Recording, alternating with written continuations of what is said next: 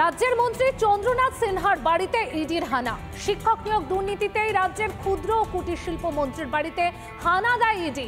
ইতিমধ্যে কেন্দ্রীয় বাহিনী ঘিরে রেখেছে চন্দ্রনাথ সিনহার বাড়ি এবং যেটা জানা যাচ্ছে যে সিনহা যেখানে এদিন হানা দেয় ইডির আধিকারিকরা 3টি গাড়ি করে এদিন ইডি আধিকারিকরা হানা দেয় মন্ত্রীর বাড়িতে ইডি হানা। যদিও মন্ত্রী বলেছেন যে এ বিষয় আগে থেকে তিনি কিছুই জানতেন না। ঠিক কি বলেছেন ক্ষুদ্র কুটির শিল্প মন্ত্রী চন্দ্রনাথ সিনহা আপনাদের শোনাবো এবং এর পাশাপাশি বিজেপি নেত্রী ভারতী ঘোষ এবং সিপিএম নেতা সুজন চক্রবর্তীর কি বক্তব্য এই বিষয়ে প্রতিক্রিয়া শোনাবো আপনাদের। আমি বলতে পারবো না কেন হানা দিল, আমি খবর পেয়ে যাচ্ছি, গিয়ে বুঝতে পারবো। এখন কি ভুল পড়ে যাচ্ছেন? আমি বলবো কোনো নোটিশও করেনি, ডাকেও নি। আচ্ছা। এবং আমার ছেলের পরীক্ষা আজ থেকে শুরু, MA Part 1। আপনার দলের কাজ তো করতেই হবে, দল যখন দায়িত্ব দিয়েছে কাজ দিতেই হবে। এখন দেখি কি ব্যাপারটা জানি। এই মুহূর্তে কোনো মন্তব্য না জেনে না পৌঁছে কোনো মন্তব্য। আমার ছেলে ফোন করেছিল, ইডির অফিসার বললো আপনি চলে আসুন। রাজ্যের আরো এক মন্ত্রীর বাড়িতে কিন্তু এবারে ইডি হারাধনের 10টি ছেলে করতে করতে আর বাকি নেই কেউ, বুঝতে পেরেছেন? কেউ আর বাকি নেই। এখন সরকারটা না চালিয়ে পুরো সরকারটা কেজরিওয়ালের মতো তিহার থেকেই চালাতে পারে। রাজ্য সরকারের মন্ত্রীদের বাড়িতে চন্দ্রনাথ সিনহা বোধহয় নাম, তার বাড়িতে ইডি গেছে। তো সব মন্ত্রীর বাড়িতে ইডি যাওয়ার কথা, সবাই তো টাকার ভাগ নিয়েছে। শিক্ষা দুর্নীতি সেখানেও চন্দ্রনাথ সিনহা, যার সাথে শিক্ষা মন্ত্রকের কোনো সম্পর্ক নেই। তৃণমূলের নেতা হবে আর টাকা নেবে না, দুর্নীতি করবে না, লুট করবে না, হয় কখনো? কালীঘাট চেনে না হরিশ চ্যাটার্জি? শান্তিনিকেতন বাড়ির ঠিকানা ওদের জানা নেই? দিল্লির নির্দেশে পিসি ভাইপোকে রেহাই দিয়ে তৃণমূলের তলার খুচখাচ যারা আছে তাদের টানাটানি করে দেখাচ্ছে আমরা কাজ করছি। রাজ্যের মন্ত্রী চন্দ্রনাথ সিনহার বাড়িতে ইডির আধিকারিকরা নিয়োগ দুর্নীতি সংক্রান্ত যে মামলা চলছে সেই মামলার তদন্তেই কিন্তু ইডি আধিকারিকরা আজ বোলপুরের আসেন এবং তারা কিন্তু পৌঁছে যান মন্ত্রী চন্দ্রনাথ সিনহার বাড়িতে। আমি বলতে পারবো না কেন হানা দিল, দলের কাজ তো করতেই হবে, দল যখন দায়িত্ব দিয়েছে কাজ দিতেই হবে। এখন দেখি কি ব্যাপারটা জানি।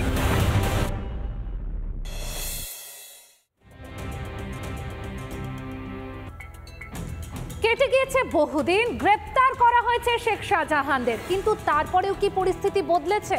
না, তারপরেও পরিস্থিতি বদলায়নি। কারণ বিজেপি নেত্রী ভারতী ঘোষ যখন গিয়ে পৌঁছলেন সন্দেশখালীতে, তারপরে কিন্তু এলাকাবাসীদের অভিযোগ শুনলেন তিনি। এদিনও উঠে আসলো একের পর এক ভয়াবহ অভিযোগ।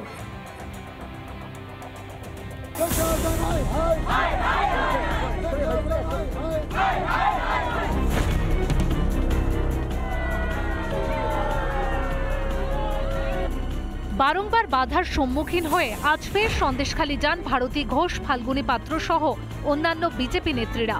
এবার হাইকোর্টের অনুমতি নিয়ে সন্দেশখালী যান বিজেপি মহিলা মোর্চার নেত্রীরা। আপনাদেরকে সন্দেশখালীতে আসতে হাইকোর্টের অনুমতি নিতে হলো। পুলিশ প্রশাসনের পক্ষ থেকে কোনো রকম কোনো সহযোগিতা তো এখানে পাওয়া যায়? পুলিশ প্রশাসনকে সম্পূর্ণরূপে সহযোগিতা করতে বলা হয়েছে এবারে, তা সত্ত্বেও আমরা কিন্তু তাদের দেখতে পাইনি। আমরা রাস্তায় এলেন, পুলিশ একজনও ছিল না। বিজেপি নেত্রীদের কাছে পেয়ে একের পর এক অভিযোগের তালিকা দিলেন সন্দেশখালীর মহিলারা। আমাদের সব ভেঙে দিয়ে গেছে, কিছুই রাখিনি। কবে ভেঙেছে? এটা 2 বছর হয়ে গেছে, ভেঙে দিয়ে গেছে। জমি জোর করে তুলে নিয়ে গেছে, জমি লিখে নিয়েছে। এগুলো পার্টির লোকরা লিখেছে, টাকা জব করে টাকা কোনো টাকাই আমরা পাই না। মানে ওই জয়ন্ত আছে এখানে, অনেক কোন পার্টি করে? এই তৃণমূল করে। হ্যাঁ, মা অন্যায়ের প্রতিবাদ করায় ছেলেকে মারধরের অভিযোগ। ছেলে ভয়তে সেই গেছে, এখনো পর্যন্ত সে ছেলে ভয়তে আসে না। বয়স এই তো 16 বছর। এবার সেই ছেলে আজ পর্যন্ত ভয়ে আসতে পারিনি। ছেলের এত শরীর খারাপ। ছেলেকে গায়ে দিল কেন বলছে তোর বাবা মা এতে যুক্ত ছিল। আমরা তো অন্যায়ের প্রতিবাদ করেছি দিদি, আমরা তো অন্যায় কিছু করিনি। আরেক ধরনের অত্যাচার আমরা অন্যায় করি। যেহেতু ওর মা প্রতিবাদ করেছে, বাচ্চা ছেলে মাধ্যমিক পরীক্ষা দিচ্ছে, পরীক্ষা তুলে নিয়ে গেছে। সন্দেশখালী কাণ্ডে শাসক দলকে কটাক্ষ বিজেপি নেত্রী ফাল্গুনী পাত্রের। এখানে লুট করেছে গরিব মানুষ থেকে এসসি এসটি ওবিসি মহিলা প্রান্তিক মানুষদের। তার প্রমাণ আপনারা নিজেরা পাচ্ছেন। লুটেরার দল, চোরেদের দল, চোর এবং তৃণমূল সমর্থক শব্দ। অন্যদিকে অত্যাচারের অভিযোগ তুলে টায়ার জ্বালিয়ে বিক্ষোভ জেলিয়াখালীর লাল কাছারি এলাকায়। শিবু হাজরার সাগরেদদের বিরুদ্ধে জমি দখলের অভিযোগ। এছাড়াও মহিলাদের ওপর নির্যাতনের অভিযোগও তুলেছেন স্থানীয় বাসিন্দারা। রিপাবলিক বাংলা। তৃণমূল নেতা খুনের অভিযোগে অবশেষে পুলিশের জালে শম্ভু দাস। 6 দিনের পুলিশ হেফাজতের নির্দেশ দুর্গাপুর মহকুমা আদালতের। সুদ কারবারি শম্ভু দাসের বিরুদ্ধে একাধিক অভিযোগ এলাকাবাসীর। এমনকি অত্যাচারের ফলে ভিটে মাটি ছাড়তে হয়েছে বহু মানুষকে।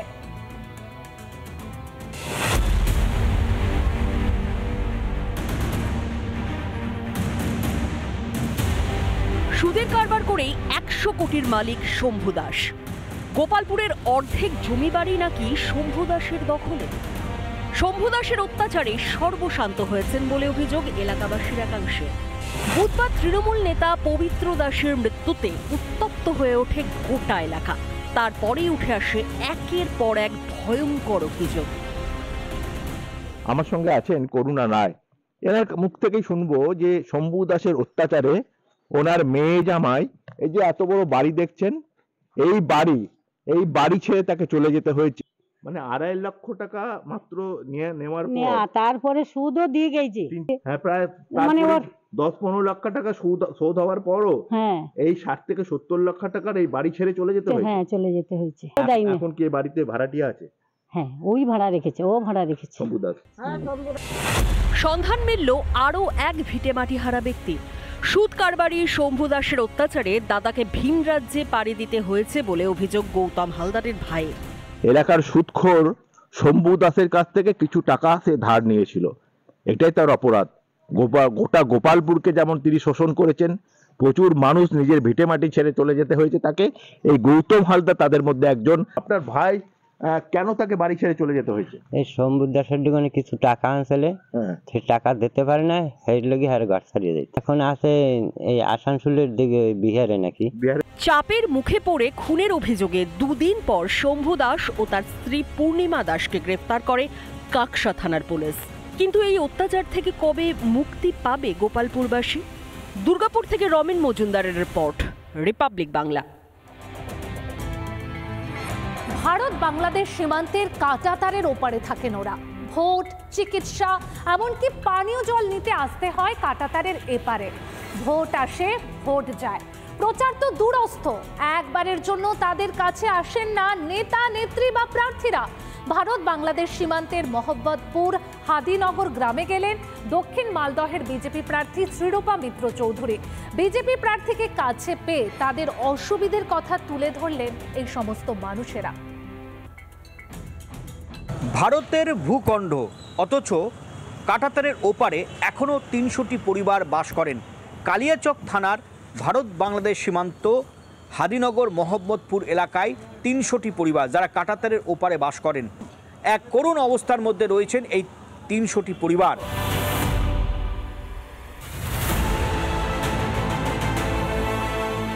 ভোট তো দেন তারা, তবে অভিযোগ কোনো সরকারি সুবিধা পান না। শাসক নেতাদের সময় হয় না তাদের সঙ্গে দেখা করার, তাদের কথা শোনার।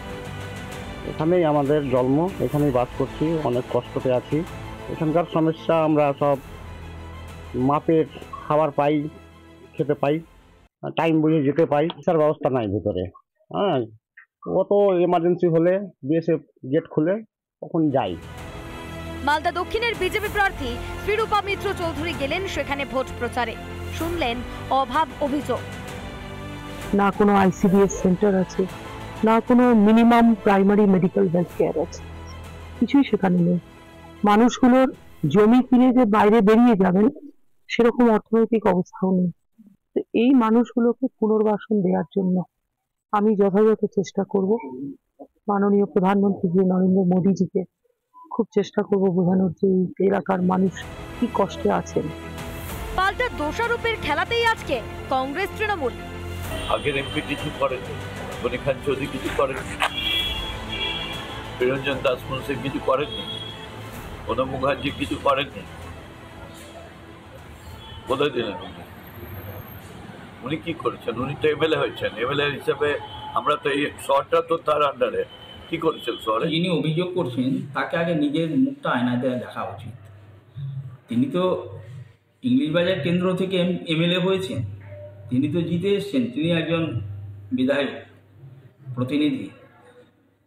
3 বছর পার হয়ে গেছে, তিনি 3 বছরের জন্য মানুষের জন্য কি করেছেন সেটা আগে প্রশ্ন তোলা উচিত। শাসকের দোষারোপের খেলা কবে শেষ হবে? কবে সরকারি সুযোগ সুবিধা পাবেন এই মানুষগুলো? আশা করা যায় তাদের যে দাবি, এইবার এই যে দাবি, সেই দাবি আগামী দিনে যেই সরকারি আসুক তারা কতটা পূরণ করছে সেটাই কিন্তু এখন দেখার বিষয়। মালদা থেকে ক্যামেরায় সুশান্ত সরকারের সঙ্গে দীপঙ্কর গোস্বামী, রিপাবলিক বাংলা। অবশেষে গ্রেপ্তার শিক্ষক নিয়োগ দুর্নীতি মামলায় স্কুল সার্ভিস কমিশনের উত্তর ও পশ্চিমাঞ্চলের প্রাক্তন চেয়ারম্যান শেখ সিরাজউদ্দিন। শেখ সিরাজউদ্দিনকে গ্রেপ্তার করলো সিআইডি। 5 দিনের সিআইডি হেফাজতের নির্দেশ দেওয়া হয়েছে। দীর্ঘদিন নিখোঁজ থাকার পর সিআইডি তাকে গ্রেপ্তার করে এমনটাই কিন্তু জানা যাচ্ছে এবং তার বিরুদ্ধে একাধিক ধারায় মামলা রুজু করা হয়েছে। এর আগেই শেখ সিরাজউদ্দিনের স্ত্রী জেসমিন খাতুনকে গ্রেপ্তার করে সিআইডি। বর্তমানে তিনি আদালতের নির্দেশে জেল হেফাজতে রয়েছেন। দীর্ঘদিন ধরে নিয়োগ দুর্নীতি মামলায় অন্যতম মূল অভিযুক্ত শেখ সিরাজউদ্দিনকে খুঁজছিলেন সিআইডি আধিকারিকরা। অভিযোগ তিনি পালিয়ে বেড়ানোয় তাকে ধরা যাচ্ছিল না। অবশেষে সিআইডির জালে তিনি। তার বিরুদ্ধে অভিযোগ হচ্ছে চাকরি দুর্নীতি মামলায় তিনি ওয়েস্টার্ন এবং নর্দার্ন রিজিয়নের চেয়ারম্যান ছিলেন যখন তার স্ত্রী চাকরি পায়। এটাই তার বিরুদ্ধে মূলত অভিযোগ হয়ে আছে। আর আজকে তাকে সিআইডি প্রোডাকশন করেছিল কোর্টে। 7 দিনের পিসি চেয়েছিলেন, তো সেই পিসি জজ সাহেব অ্যালাউ করেছেন। 7 দিন না, ওনাকে 27 তারিখে আবার প্রোডাকশন করা হবে কোর্টে। এবার একটু চোখ রাখা যাক হাওড়ার দিকে। বেআইনি নির্মাণের জন্য হাওড়ার প্রমোটারকে কোটি টাকার জরিমানা হাইকোর্টের, সঙ্গে বেআইনি নির্মাণ ভাঙারও নির্দেশ। হাইকোর্টের রায় নতুন দিশা দিয়েছে। হাওড়ার বেআইনি বাড়ি নিয়ে সরব হলেন বিজেপি নেতা ওম প্রকাশ সিং। গার্ডেন রিচের ঘটনার পর বেআইনি নির্মাণ নিয়ে করা কলকাতা হাইকোর্ট। ব্যাগটা থানা এলাকার কালীপ্রসাদ চক্রবর্তী লেনে বেআইনি নির্মাণের জন্য হাওড়ার প্রমোটার সৌমিত্র মুখোপাধ্যায়কে 1 কোটি টাকা জরিমানা করল হাইকোর্ট। 3 মাসের মধ্যে বাসিন্দাদের ফ্ল্যাট ছেড়ে দেওয়ার নির্দেশের পাশাপাশি বেআইনি নির্মাণ ভেঙে ফেলার নির্দেশ দিয়েছেন বিচারপতি অমৃতা সিনহা। আমরা কিন্তু এটা ভাঙতে গিয়েছিলাম, কিন্তু আনফরচুনেটলি আমরা ভেঙে উঠতে পারিনি।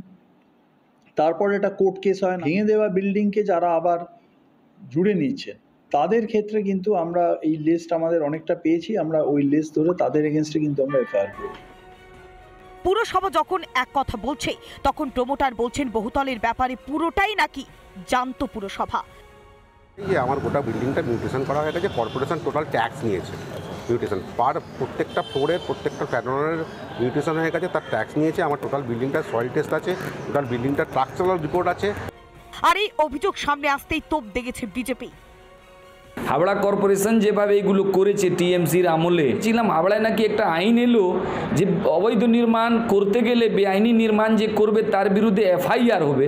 সে ডিসিশনটা কোথায় গেল আমি আজ পর্যন্ত দেখিনি যে একটাও কোনো প্রমোটর অ্যারেস্ট হয়েছে, কিন্তু বহু অবৈধ নির্মাণ আমরা ডেলি দেখছি। বেআইনি নির্মাণ নিয়ে হাইকোর্টের নির্দেশকে স্বাগত জানিয়েছেন বিরোধীরা। বিশ্বনাথ দাসের রিপোর্ট, রিপাবলিক বাংলা।